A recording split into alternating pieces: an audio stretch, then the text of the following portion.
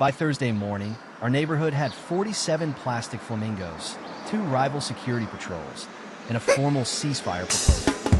The original crime was one pink bird standing 6 inches too close to a sidewalk. I live in a subdivision where the HOA has rules about fence height, mailbox color, and apparently the emotional boundaries of lawn decorations. The HOA president, Patricia, carried a clipboard like it had diplomatic immunity. June, my elderly neighbor, spoke only in proverbs, and every proverb sounded like a threat from a very calm fortune cookie. June got a notice, a $75 fine unless she removed her flamingo from the front lawn display zone. She read it twice and said, "A watched pot never boils." Then she looked at the bird. "But a watched flamingo may testify." I appointed myself her legal defender because I had once watched half of a courtroom drama and owned a printer. The evidence seemed obvious. Patricia had a stone frog, a metal sunflower, and a ceramic goose wearing a tiny raincoat. June had one flamingo.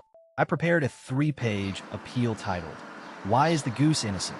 Then I made my first confident mistake. I had been mowing June's lawn, and the flamingo's little metal stake caught in the mower. I pulled it free, moved the bird 6 feet toward the sidewalk, and kept going.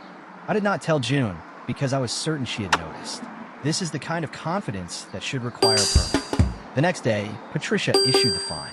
I assumed the HOA had declared war on June. So, at 11:38 that night, I carried an identical flamingo across the street and planted it in Patricia's yard beside her luxury ceramic goose. The next morning, Patricia showed me security footage. There I was, wearing slippers, a bathrobe, and the expression of a man committing a very small international crime. Patricia asked, "Do you believe this is appropriate?" I said, "No," she asked. "Then why are you holding a flamingo?" I had no follow-up argument. I did receive a $150 fine for unauthorized avian duplication. Patricia installed a motion camera. I installed a motion camera pointed at her motion camera. June's grandson made us a shared spreadsheet. Ron from number 12 joined the group and kept mishearing flamingo as floor mango, then arriving with fruit. By Saturday, we had 7 entries for mangoes and 1 neighborhood meeting about agricultural misinformation. The HOA formed a patrol called Citizens for Orderly Landscaping. We formed the Flamingo Neighborhood Watch, which consisted of me, June, and a teenager who wanted community service hours. We wore reflective vests and walked past Patricia's house every 20 minutes, recording violations like rose bush leaning with intent. Then Patricia fined us for coordinated bird activity. That phrase appeared on official letterhead. It had a logo, a crossed-out flamingo, looking somehow ashamed. At 3:47 in the morning, dozens of flamingos appeared across the subdivision. They stood in driveways, flower beds, mailboxes, and 1 bathtub someone had placed beside a garage. By sunrise, the streets were pink. People were taking photographs like we'd discovered a new country. Patricia blamed me. I blamed Patricia. Ron blamed the floor mango cartel. The patrols blocked each other with folding chairs, while June sat on her porch holding a mug that said "World's Best Great-Grandma." Then she told me why she kept the flamingo. Her husband, Walter, had bought it on their first road trip together. Every summer, he moved it somewhere ridiculous, beside the tomatoes, under the porch, once into the bathtub. After he died, June kept moving it because the yard felt less empty when she did. I looked at the pink army covering the neighborhood and felt terrible.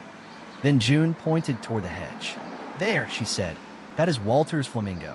It was the original bird, the one I had supposedly moved 6 feet toward the sidewalk. I had actually dragged it behind the hedge, where Patricia's camera couldn't see it. June's fine had started because my mower had relocated a memory. Everyone went quiet for about 4 seconds, which is a very long time in an HOA meeting. Patricia lowered her clipboard. "Could we possibly amend a rule?" June nodded. "When the root is crooked, the tree remembers." The HOA dropped the fines. Ron kept the mangoes. And Patricia's ceramic goose now wears a flamingo-shaped sticker that says approved. As for me, I still mow June's lawn, but now I measure every plastic bird before touching the grass. Because the neighborhood's official landscaping policy is simple. 1 flamingo is a violation, 2 are evidence. And 47 means you probably moved the first one.